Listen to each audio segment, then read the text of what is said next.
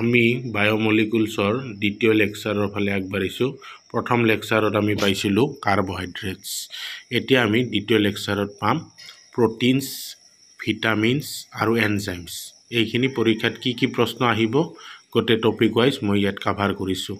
গতিকে ভিডিঅ'টো ভালকৈ চাবা আৰু বুজি ল'বা। প্ৰটিনছ মানে কি আৰু ইয়াৰ সোৰ্স মানে উৎসবিলাক কি। সকলো প্ৰটিন আমি কি বুলি ভাবিব লাগিব? পলিমাৰ, বহুযোগী। কোনবিলাক লগ লাগি হৈছে? আলফা এমিনো এচিড, মানে আলফা এমিনো এচিডবিলাক লগ লাগিলে, বহুতটা লগ লাগিলে পলিমাৰ হ'লে আলফা এমিনো এচিডে প্ৰটিন গঠন কৰে। আৰু আমি জানো যে প্ৰটিন দেহৰ কাৰণে গঠন কৰে, গ্ৰোথ আৰু মেইনটেনেন্স কৰে আমাৰ শৰীৰটো। আমি প্ৰটিনছ ক'ত পাওঁ? মাছ, মাংস, কণী, গাখীৰ। এইটোতো সকলোৰে মনতে থাকে। গতিকে এইবিলাক লিখা আছে দুটা মিডিয়ামতে। মেইনলি আলফা পজিশ্যনত কি থাকিব? কাৰ্বনটোত আলফা মানে যিটো কাৰ্বনত লাগি থাকে এমাইন গ্ৰুপ লাগি থাকিব আৰু কাৰ্বক্সিলিক এচিড লাগি থাকিব। এতিয়া লগে আহিল, কাৰণ প্ৰটিনৰ ভায়েক হ'ল সৰু ভায়েক। গতিকে এমিনো এচিডছ অলপ আগতে কোৱাৰ দৰে এমিনো এচিডে প্ৰটিন বনাইছে। হ'লে এমিনো এচিডত কি থাকে? মই ক'লোৱে এটা সেনেকুৱা কাৰ্বন থাকিব যিটো কাৰ্বনত এমাইন গ্ৰুপ লাগি থাকিব আৰু কাৰ্বক্সিলিক এচিড গ্ৰুপছ লাগি থাকিব। ফাংচনেল গ্ৰুপছ কয়। গতিকে আমি ভাঙি দিলে ডাঙৰ প্ৰটিনছবিলাকক হাইড্ৰলাইচিছ কৰি জল বিশ্লেষণ কৰিলে আমি কেৱল আলফা এমিনো এচিডছবিলাক আমি ভাঙি দিলে পাম প্ৰটিনক জল বিশ্লেষণ কৰি। এইটো এমিনো এচিডছ কাক বোলে? এইটো আমি কুৱেশ্যন এনচাৰ কৰিলে এনেকুৱাকৈ লিখিব লাগিব। গতিকে তলত মই দুটা প্ৰটিনৰ বিল্ডিং ব্লক কেনেকৈ হ'ব, মানে প্ৰটিনছৰ এমিনো এচিডছ দুটা দিয়া আছে, গ্লাইচিন আৰু এলানাইন। আমি গ্লাইচিন চালে গম পাম যে এইটো এটা অপটিকেলি আলোক ইনএক্টিভ, কাৰণ এই মাজৰ কাৰ্বনটোত দুটা হাইড্ৰজেন চেম আছে, একে আছে। কিন্তু এলানাইন চালে আমি গম পাম যে গোটেইকেইটা বেলেগ গ্ৰুপছ লাগি আছে, সেইটো অপটিকেলি এক্টিভ হয়। যদি দুটা আঁকিব দিয়ে এনেকুৱাকৈ এমাইনো এচিড, এই দুটা আঁকি দিলে হ'ব গ্লাইচিন আৰু এলানাইন। এতিয়াৰ প্ৰশ্নটো হ'ল এমিনো এচিডক আমি কেনেকৈ শ্ৰেণী বিভাজন বা ক্লাছিফাই কৰোঁ। এমিনো এচিডবিলাক হ'ল কি? প্ৰটিনৰ মনোমাৰ। প্ৰটিন বনাবলৈ এমিনো এচিড লাগে। গতিকে এমিনো এচিডবিলাক এচিডিক হ'ব পাৰে, ক্ষাৰকীয় হ'ব পাৰে বা প্ৰসম হ'ব পাৰে। প্ৰটিনৰ এই এমিনো এচিডবিলাক যদি সমান থাকে, এমাইন গ্ৰুপ আৰু কাৰ্বক্সিলিক এচিড গ্ৰুপ, মানে এমাইন গ্ৰুপটো হ'ল ক্ষাৰকীয় আৰু কাৰ্বক্সিলিক এচিড গ্ৰুপটো এচিডিক, সমান থাকিলে নিউট্ৰেল হ'ল। আৰু যদি কোনোবাটো বেছি থাকে, এমাইন গ্ৰুপটো বেছি থাকে কাৰ্বক্সিলিক এচিডতকৈ, তেতিয়া হ'ব ক্ষাৰকীয় বা বেছিক। বা কেতিয়াবা এমিনো এচিডটোত যদি এমাইন গ্ৰুপতকৈ বা এমিনো গ্ৰুপতকৈ কাৰ্বক্সিলিক এচিড বেছি থাকে, তেতিয়া আমি সেই এমিনো এচিডটোক আমি এচিডিক বা আমলিক বুলিও ক'ব পাৰোঁ। গতিকে আমি এনেকৈ ইহঁতক শ্ৰেণী বিভাজন কৰোঁ। একো টান কথা নাই, মানে এনেকুৱাকৈ শ্ৰেণী বিভাজন কৰাৰ পিছত আমি পালোঁ এতিয়া নন এচেঞ্চিয়েল এমিনো এচিড মানে কি আমি জানিব লাগে, আৰু দুটা আমাৰ এনেকুৱা এমিনো এচিডৰ উদাহৰণ লাগে। গতিকে যিবিলাক এমিনো এচিড মানে প্ৰটিন বনোৱা মনোমাৰবিলাক এমিনো এচিড যদি আমাৰ নিজৰ শৰীৰত নিজে তৈয়াৰ হয়, সেইবিলাকক আমি আৰু বেলেগকৈ খাব নালাগে। সেইবিলাক হ'ল নন ইচেঞ্চিয়েল এমিনো এচিড বা অপৰিহাৰ্য এমিনো এচিড। সেইবিলাক নিজৰ শৰীৰত নিজে প্ৰস্তুত হয়, যেনে গ্লাইচিন আৰু alanine.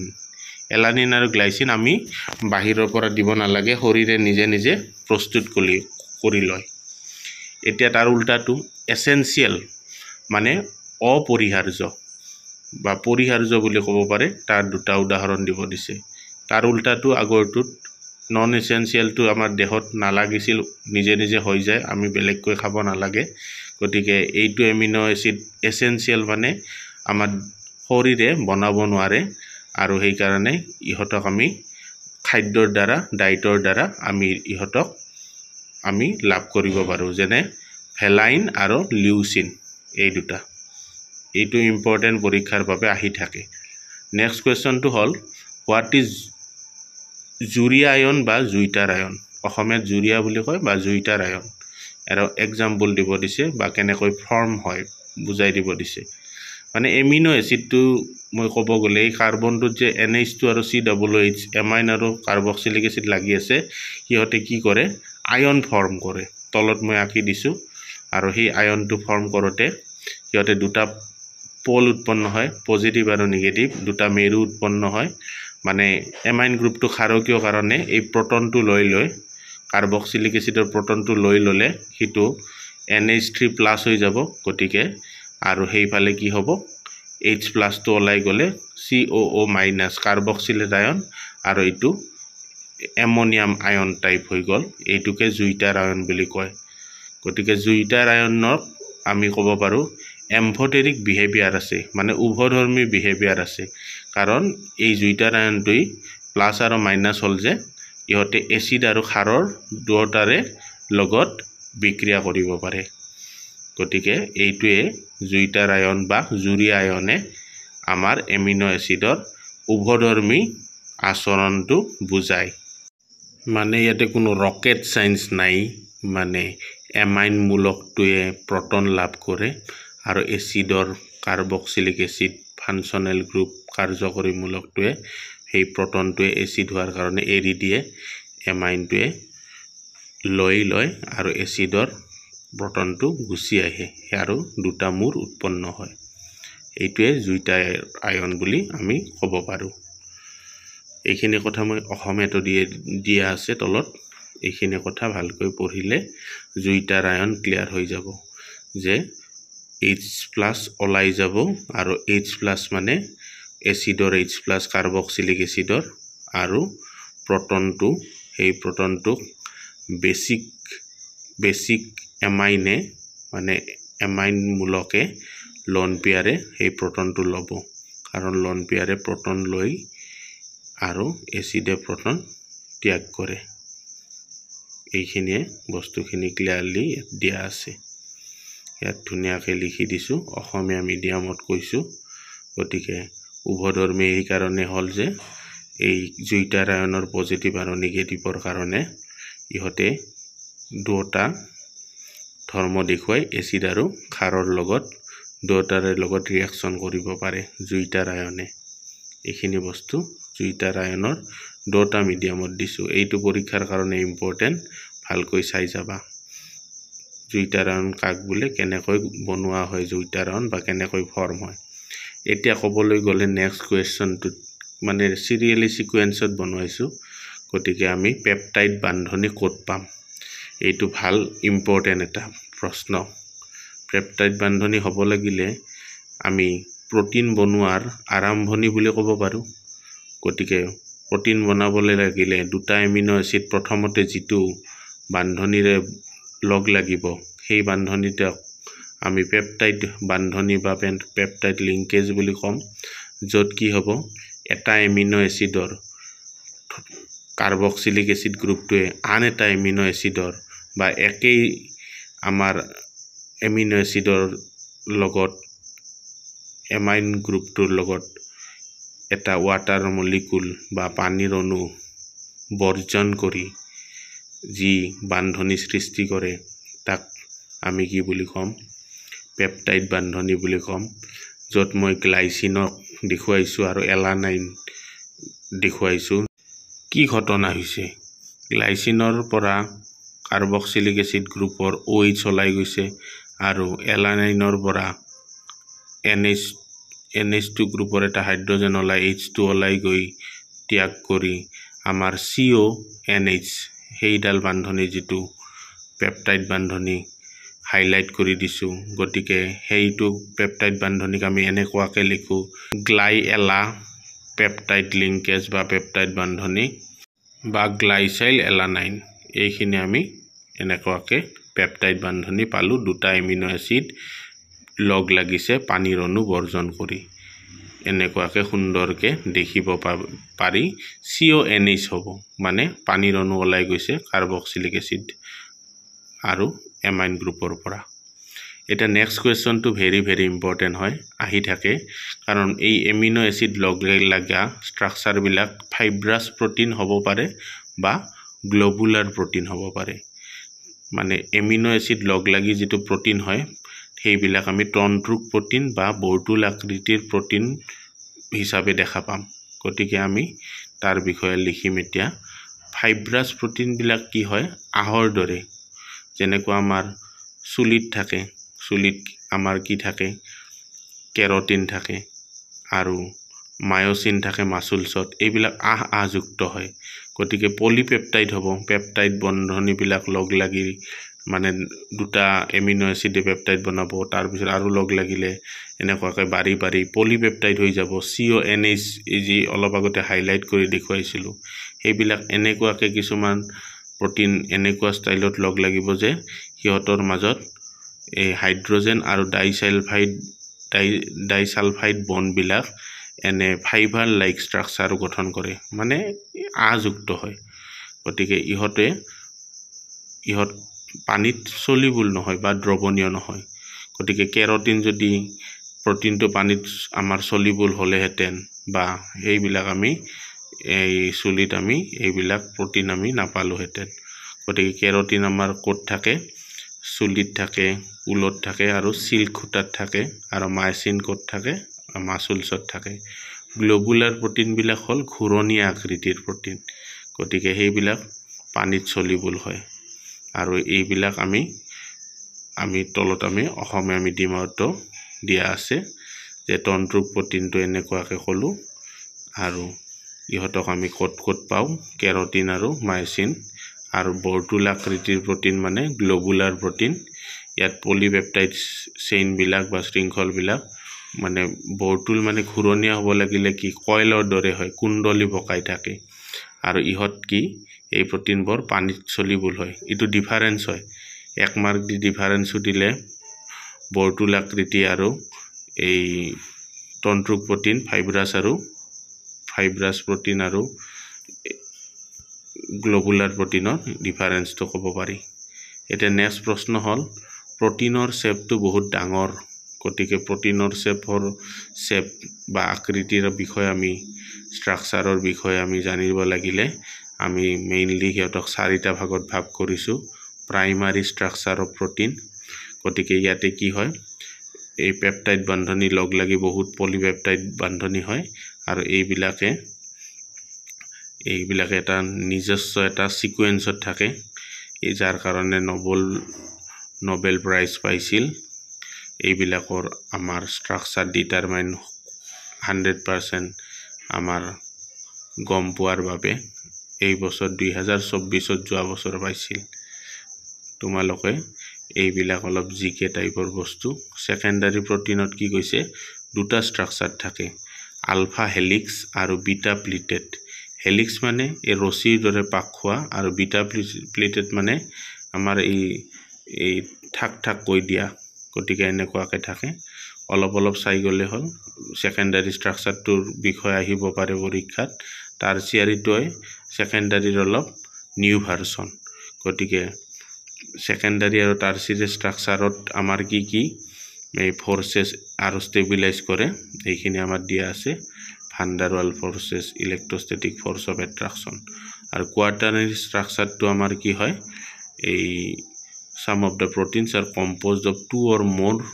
polypeptide bond হিহত polypeptide bond বহুত দুটা বা তাতকৈ বেছি যদি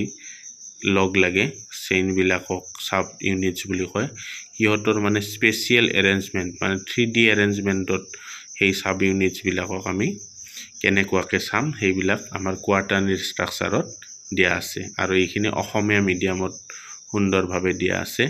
য'ত মই কৈছিলো যে প্ৰটিনৰ সেকেন্ডাৰী ষ্ট্ৰাকচাৰটো ভালকৈ চাব লাগে গতিকে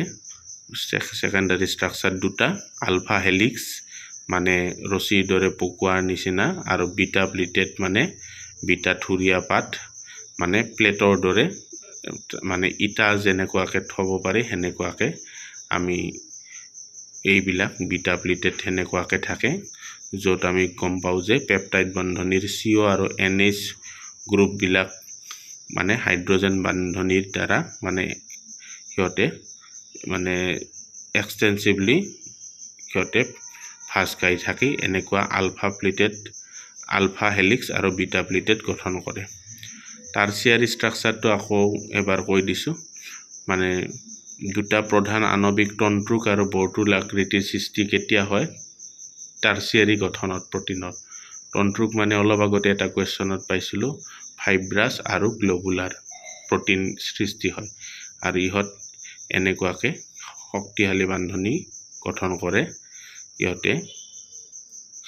নেক্সট আমি চালো 4 নম্বৰটো কোৱাটাৰ্নাৰী ষ্ট্ৰাকচাৰ গতিকে পলিপেপটাইডৰ দুটা বা তিনিটা চাৰিটা এনেকুৱাকে চেইন বিলাকক আমি উপগোট বলো এই উপগোট বিলাক এটা 3D এটা নিজা সাজন হয় সেইটো আমি লাষ্টত কোৱাটাৰ্নাৰী গঠন বুলি ক'ব পাৰো মানে ভাবি চালে ইহত মানে ষ্ট্ৰাকচাৰেলি বা শেপটো বহুত টান হয় গতিকে এইটো কৈ দিছে আৰু এনেকুৱাকে এইখিনি অলপ চালে হল সেকেন্ডাৰী ষ্ট্ৰাকচাৰ অফ প্ৰটিনটো ভালকে চাবা what type of bonding helps in stabilizing the alpha helix structure of protein alpha helix structure to আমি secondary structure of protein ত পাইছো ইহতক কোনে stabilize কৰে এক মাৰ্ক দি হুদে হাইড্ৰোজেন বন্ডিং বুলি লিখিলে এক মাৰ্কটো পাই যাবা কাৰণ হাইড্ৰোজেন বন্ডিংৰ দ্বাৰা ইহত আলফা হেলিক্স স্ট্ৰাকচাৰ লগ লাগে এবাৰ ডিনেচাৰেশন অফ প্ৰটিন মানে কি সেইটো প্ৰশ্ন হুদে তা মানে গতিকে এনেকুৱাকে অৰ দিও আহিব পাৰে what is denaturation of protein আৰু এক্সাম্পল দিব নিদি এনেকে দিব পাৰে what is the effect of denaturation on the structure of protein একেই কথা প্ৰটিনটোৰ বিকৃতিকৰণ কৰিলে কি ঘটে বা প্ৰটিনৰ বিকৃতিকৰণ কৰিলে কি বুজা যায় প্ৰটিনৰ এটা নিজস্ব ষ্ট্ৰাকচাৰ এটা আহি যায় প্ৰাইমাৰী সেকেন্ডাৰী টাৰ্চিয়াৰী এণ্ড কোৱাটাৰ্নাৰী হোৱাৰ পিছত সেইবিলাকক আমি যদি ফিজিক্যাল সেন্স কিছুমান যেনে আমি গৰম কৰিলে আমাৰ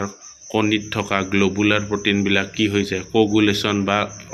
অৱক্ষেপণ হয় ঠিক তেনেকৈ টেম্পাৰেচাৰ কেমিক্যাল সেন্স আৰু pH আমি সেন্স কৰি দিলে হিয়তৰ হাইড্ৰোজেন বন্ডিং বিলাকৰ মাজত মানে এমাইন গ্ৰুপ আমাৰ এমাইন আৰু যেটো আমাৰ এমাইন গ্ৰুপ আৰু CO হেইটো মাজত এটা হাইড্ৰোজেন বন্ডিং হৈছিল হেইবিলাক ডিস্টাৰ্ব হয় আৰু সেই কাৰণে হিয়ত মানে কি হৈ যায় ডিস্টাৰ্ব হৈ যায় আৰু হিয়তৰ কয়েলড হৈ থকা গ্লোবুলাৰ বা হেলিকেল স্ট্ৰাকচাৰ বিলাক ডিস্টাৰ্ব হৈ যায় মানে হিয়তৰ মানে পকুৱা এইবিলাক ভাঁজবিলাক হিয়তে বেয়া হৈ যায় বা ধ্বংসপ্ৰাপ্ত হয় এইবিলাককে আমি কি বুলি কওঁ ডিনেচাৰেশন অফ প্ৰটিন আৰু ডিনেচাৰেশন অফ প্ৰটিনৰ এই কথাখিনি অসমীয়াটো লিখিছো আৰু ডিনেচাৰেশনৰ প্ৰটিনৰ ফলত আমি কি দেখা পাইছো এক্সাম্পলত আমি ইয়াতে দিব বিচাৰিছো তাৰ আগতে এইটো অসমীয়া মিডিয়ামত এই কথাখিনি আকৌ লিখিছো লিখাৰ পিছত বিকৃতিকৰণ হোৱাৰ পিছত প্ৰটিনৰ যদি আমি স্ট্ৰাকচাৰ চেঞ্জ হয় কি চেঞ্জ হয় প্ৰটিনৰ ডিনেচাৰেশন হলে বিকৃতিকৰণ হলে সেকেন্ডাৰী আৰু টাৰ্চিয়াৰী স্ট্ৰাকচাৰটো গঠনটো ধ্বংসপ্ৰাপ্ত হৈ যায় সম্পূৰ্ণভাৱে কিন্তু প্ৰাইমাৰী গঠন বিলাকতো থাকে কাৰণ মানে ফাৰ্ষ্টতে এমিনো এসিড লগ লাগি প্ৰথম পেপটাইড বান্ধনী বিলাক ঠিকে থাকে আমি এক্সাম্পলটো অসমীয়াত ইয়াতে দিছো উতলাৰ ফলত কণীৰ বগা অংশৰ বহিক্ষেপণ মানে কণীৰ যেটো গ্লোবুলাৰ প্ৰটিন আছিল আমাৰ যিখিনি প্ৰটিন থাকে সেইখিনি কি হৈ যায় গৰম কৰিলে বগা হৈ যায় আৰু সেইখিনি নষ্ট হৈ যায় সেকেন্ডাৰী আৰু টাৰ্চিয়াৰী স্ট্ৰাকচাৰটোহে নষ্ট হয় প্ৰাইমাৰী ঠিকে থাকে আৰু দৈ গাখীৰ হৈ গলে গাখীৰৰ পৰা ব্যাকটেৰিয়া ল্যাক্টোবেচিলাছৰ ফলত হয় তেতিয়াও প্ৰটিনৰ আমাৰ কি হয় বিকৃতিকৰণ ঘটে ইয়াৰ পিছত পাঠস্থ ইনটেক্স প্ৰশ্নবিলাক চোৱা যাওক melting point and solubility in water of amino acids are generally higher than that of corresponding halo acids কৈ amino acidৰ গলনাংক আৰু পানীৰ দ্ৰৱণীয়তা বেছি ইয়াৰ কাৰণ কি দিছে জুইটাৰ আয়ন যে বনাইছিল সেই জুইটাৰ আয়নে strong electrostatic attraction বনাই হিয়তৰ মাজত আৰু পানীৰ মাজত আৰু সেইভাবে হিয়ত গলনাংক বা মেল্টিং পয়েন্ট এন্ড সলিউবিলিটি এই হেলো এসিডৰ তুলনাত হিয়তৰ বেছি হয় মানে বেলেগ কথা নাই হিয়তে এই পানীৰ অনুৰ লগত এই জুইটাৰ আয়ন বনাই এমিনো এসিডে হিয়তে পানীৰ লগত এটা ইলেক্ট্ৰোষ্টেটিক এট্ৰাকশন বহুত স্ট্ৰংলি মানে শক্তিশালী ভাবে বনায় সেই কাৰণে হতে গলনাংক মানে মেল্টিং পয়েন্ট আৰু সলিউবিলিটি অনুৰূপ মানে সম আণবিক ভৰৰ হেলো এচিডতকৈ বেছি হোৱা দেখা যায় ঠিক আছে এইটো এটা প্ৰশ্নৰ পিছত আমি পালো এইটো অলপ আগতে আমি ডিনেচাৰেশনত পাইছিলো where does the water present in the egg go after boiling the egg কণী এটা সিজোৱাৰ পিছত তাত থকা পানী ভাগ কলৈ গুচি যায় গতিকে কণী বইল কৰিলে আমি কণীটো জানো আমি যিখিনি প্ৰটিন আছিল খুৰণীয়া আকৃতিৰ মানে বৰ্তুল আকৃতিৰ প্ৰটিন আছিল এলবুমিন বুলি কয় আমাৰ কণীৰ প্ৰটিনক আৰু কণীৰ প্ৰটিনৰ সেই বগাখিনিত থাকে আৰু হিহতে কি হৈ যায় কোগুলেট হৈ যায় মানে বইল কৰিলে হিহতে মানে একেলগে এক জায়গাত মানে একত্ৰিত হৈ যায় আৰু ৰবৰৰ নিচিনা ইনসলুবল মাছলৈকে পৰিৱৰ্তন হয় এনে হিহতে কি আছিল গ্লোবুলাৰ প্ৰটিন বিলাক পানীত সলিবল আছিল কিন্তু গৰম কৰিলে হিহতে ইনসলুবল মাছলৈ গুচি যায় আৰু এই ইনসলুবল মাছে সকলো পানীখিনি টানি লয় কণীটোত থকা আৰু সেই কাৰণে এই hydrogen bonding it makes hydrogen bonds with it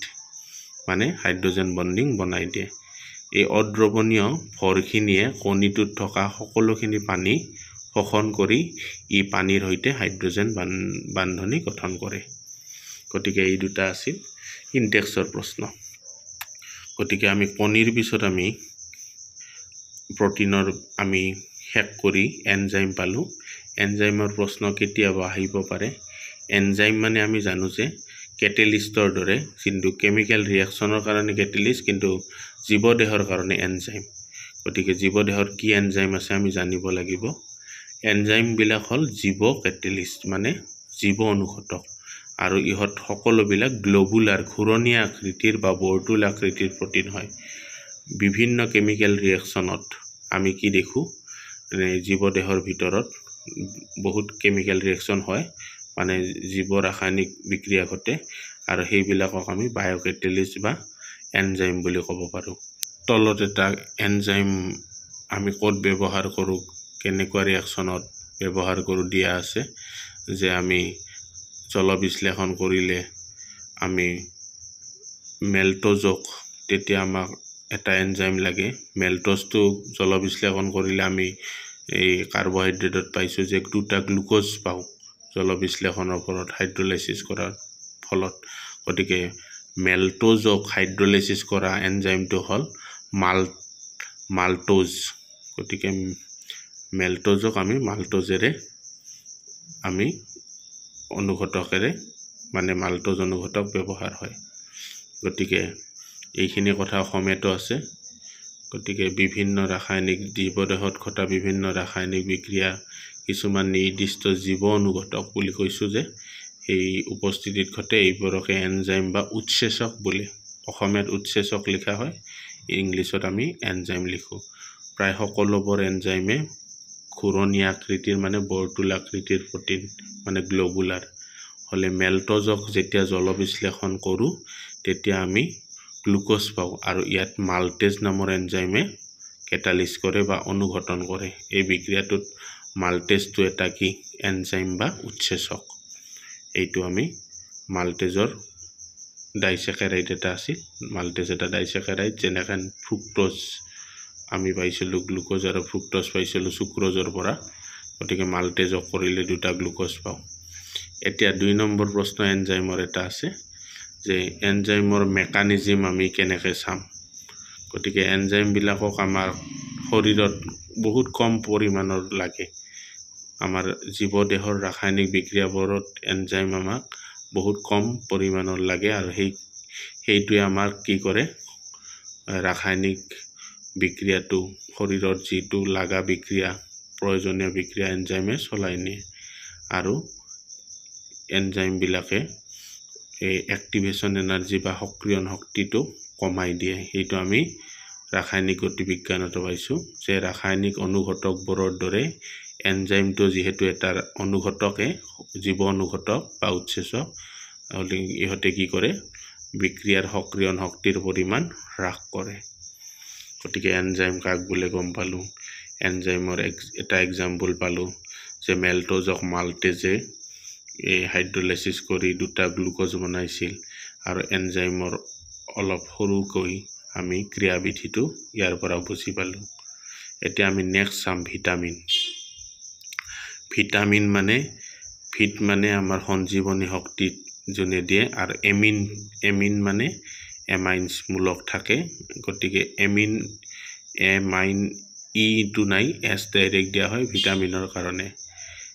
VITAMIN, ইটো নিদি এছটো দিছোঁ ভিটামিনছ। গতিকে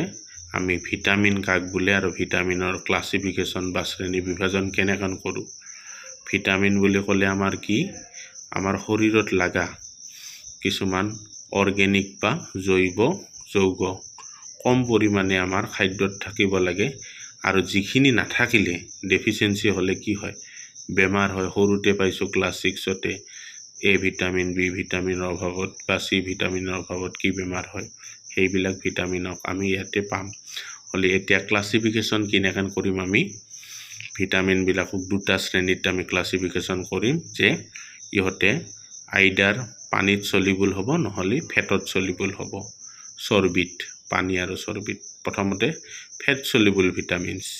গতিকে সেইবিলাক ভিটামিন, যিবিলাক ভিটামিনে আমাৰ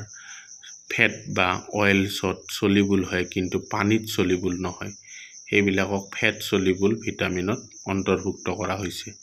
গতিকে ভিটামিন ADEK এইবিলাক কি হয়, আমাৰ ফেট বা অইলত চলিবল হয় কিন্তু পানীত কেতিয়াও চলিবল নহয়। গতিকে এই ভিটামিনবিলাক আমাৰ ক'ত ষ্ট'ৰেজ বা জমা হৈ থাকে, লিভাৰ আৰু এডিপোজ মানে ফেট ষ্ট'ৰিং টিচু বা কলাত জমা হৈ থাকে। আৰু আমি 2 নম্বৰতে এতিয়া চাম, প্ৰথমটো যিটো আমি চাব লাগে ফেট চলিবল ভিটামিনছ বা চৰ্বিত দ্ৰৱণীয় ভিটামিনছ ADEK। পানীত চলিবল ভিটামিনবিলাক বা ৱাটাৰ চলিবল ভিটামিনছবিলাক ভিটামিন B কিন্তু B12ৰ বাদে, আৰু ভিটামিন C, সকলো এই B আৰু C B12ৰ বাদে বাকী B ভিটামিনবিলাক আৰু C ভিটামিন পানীত চলিবল হয়, আৰু ইহঁতক আমি পানীত দ্ৰৱণীয় ভিটামিন বুলি কওঁ। গতিকে আমাৰ আহাৰত কিছুমান নিৰ্দিষ্ট আৰু কম পৰিমাণৰ আমাৰ ৰাসায়নিক দ্ৰব্য লাগে, তাক ভিটামিন বোলে, আৰু ভিটামিনৰ শ্ৰেণী বিভাজন দুটা অসমীয়াতো লিখি দিছোঁ। আৰু চৰ্বিত বা তেলত দ্ৰৱণীয় হ'লে সিহঁতক আমি কৈছোঁৱে আগতে ভিটামিন ADEK, আৰু ইহঁতে লিভাৰ আৰু মেদকলাত মানে চৰ্বিৰ ভঁৰাল মেদকলা সঞ্চিত হৈ থাকে। এতিয়া ভিটামিন B2 আৰু C2, কিন্তু B12ৰ বাহিৰে আৰু Cৰ ভিটামিনটো পানীত চলিবল হয়। গতিকে 2 নম্বৰ কুৱেশ্যন এনেকুৱা আছে যে why are water soluble vitamins must be supplied regularly in diet. কি ক'লে, পানীত যিবিলাক দ্ৰৱণীয় হয় কোনবিলাক আছিল, B আৰু C, কিন্তু এক্সেপ্ট B12টো পানীত চলিবল নহয়, মানে পানীত দ্ৰৱণীয় নহয়। গতিকে আমি কি কৰোঁ, ৱাটাৰ চলিবল ভিটামিন B আৰু C, কিন্তু ভিটামিন B12টো নহয় বুলি মনত ৰাখিলে হ'ল। আমি সদায় খাদ্যত আমি ৰাখিবই লাগে, কাৰণ যিহেতু পানীত চলিবল, সেইবিলাক কি প্ৰেস্ৰাৱৰ দ্বাৰা আমাৰ এই ভিটামিনসমূহ B আৰু C ওলাই যায়, আৰু সিহঁতক আমি ষ্ট'ৰেজ কৰিব নোৱাৰোঁ। কোনটোক পাৰোঁ, কেৱল Bৰ এটাক পাৰোঁ, B12টো। সেইকাৰণে আমি ভিটামিন B আৰু C সদায় খাদ্যৰ জৰিয়তে আমি যোগান ধৰি থাকিব লাগে দেহত, নহ'লে আমাৰ ভিটামিন B আৰু Cৰ নাটনি বা ডেফিচিয়েঞ্চি হ'ব। 3 নম্বৰ, excess of vitamins is harmful. বেছি হ'লেও দিগদাৰ। আমি যে কওঁ আমাৰ অত্যাধিক কোনো বস্তু ভাল নহয়, ভিটামিনো সেনেকুৱা। হ'লে এক্সেছ ভিটামিনটো আমাৰ বা কিছুমানে যদি ভিটামিন কম হ'ল, সিহঁতে ডক্তৰক নেদেখুৱাকৈ যধে মধে ভিটামিনৰ ঔষধ খালে, কি ভিটামিন খাইছে, কি কথা, কোনো আগগুৰি নাই। গতিকে ডক্তৰৰ পৰামৰ্শ লৈহে ভিটামিনছ বা ল'ব লাগে, বা টেবলেটছ বা যেনেকুৱাকৈ লয়, এনেকুৱাকৈ যে এডভাৰ্টাইজ চাই লৈ লাভ নাই, কাৰণ দেহত লাগিব নে নালাগে টেষ্ট কৰিলে গম পাব কোনটো ভিটামিন লাগে বা নালাগে। এতিয়া এনেকুৱা এটা ভিটামিন আহিছিল এবাৰ এক্সামত, পানী আৰু চৰ্বিত দুয়োটাতে চলিবল নহয়, দ্ৰৱীভূত নহয়। সেইটো হ'ল ভিটামিন H অৰ বায়'টিন, দুয়োটাতে চলিবল নহয়। এইটো এটা এনেকুৱা এক্সেপশ্যন 2018 চনত আহিছিল বা 17ত আহিছিল, এই দুটাৰ এটাত আহিছিল। এতিয়া এটা কোৱেশ্চন আছে ভিটামিন এ আৰু ভিটামিন চি আমাৰ শৰীৰৰ বাবে কিয় অপৰিহাৰ্য আৰু সিহঁতৰ উৎস দিব দিছে ভিটামিন ডেফিচিয়েঞ্চি হ'লে যিবিলাক বেমাৰ হয় আমি জানো গতিকে সেই ডেফিচিয়েঞ্চিৰ কাৰণে এৰ কাৰণে মানুহৰ কুকুৰি কণা বা নাইট ব্লাইণ্ডনেছ হয় আৰু চি ভিটামিনৰ কাৰণে আমি জানো যে দাঁতৰ আলুৰ পৰা তেজ নিৰ্গত হয় এইবিলাক আমি জানো গতিকে এইখিনি পঢ়িলে গম পাবা আৰু এ ভিটামিনৰ কাৰণে কি খাব লাগে খাদ্য কোন খাদ্যত এ ভিটামিন আৰু চি ভিটামিন পাওঁ এ ভিটামিন গাজৰ গাখীৰ মাখন আৰু চি ভিটামিন সকলো টেঙা জাতীয় ফল যেনেকুৱা আমাৰ নেমু টেঙা আমলখি জলফাই যিমান টেঙা জাতীয় ফল আছে সকলোতে পায় এখন টেবুল আছে 2টা মিডিয়ামৰ কাৰণে 1 মাৰ্কৰ কিছুমান প্ৰশ্ন সোধে ভিটামিন এ বি আমি পালো B12 বি তাৰ পিছত চি ডি ই আৰু কে A B C D E কে এইবিলাক কি খাদ্য খালে আমি কি সোৰ্সত পাওঁ এইটো 2টা মিডিয়ামৰ কাৰণে আছে আৰু সোৰ্সবিলাক খাদ্যবিলাক আছে আৰু তাৰ ডেফিচিয়েঞ্চিত কি বেমাৰ হয় আমি এইবিলাক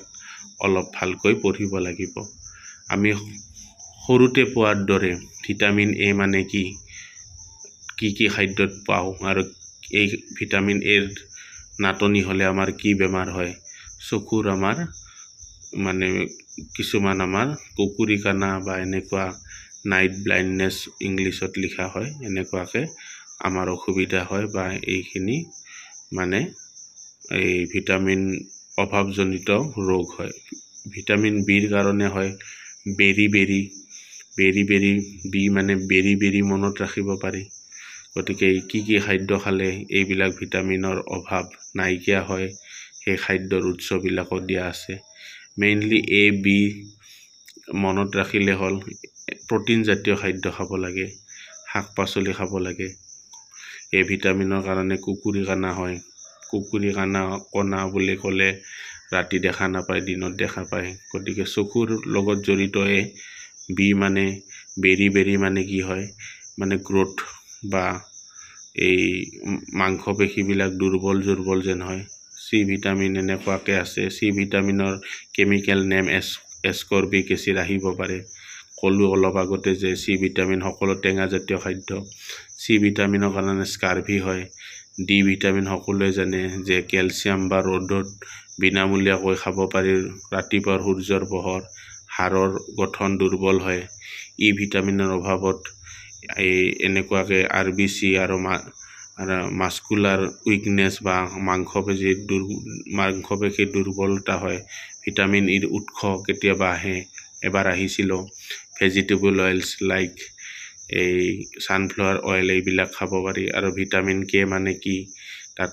গ্ৰীন লিফি ভেজিটেবলছ কে ভিটামিনৰ অভাৱত কি হয় তেজৰ গোট নামাৰা হয় এনেকুৱা কিছুমান আমাৰ ভিটামিনৰ অভাৱজনিত ৰোগ অসমীয়া আৰু ইংলিছ মিডিয়ামত দি দিয়া হৈছে এইখিনি ধুনীয়াকৈ চাবা ইয়াৰ এই কোনটো ভিটামিন কি পানীত সলিবল নে এই চৰ্বিৰ বা অইলত সলিবল সেইটো ক্লাসিফিকেশনত বা শ্ৰেণী বিভাজনত দিয়া গৈছে আমি যে গম পাইছিলো বি আৰু সি ওয়াটাৰ সলিবল বা পানীত দ্ৰৱণীয় ভিটামিন আৰু ADEK চৰ্বি বা তেলত দ্ৰৱণীয় ভিটামিন গতিকে ভিটামিন বুলি ক'লে এই ইয়াৰ বাহিৰে কোনো প্ৰশ্ন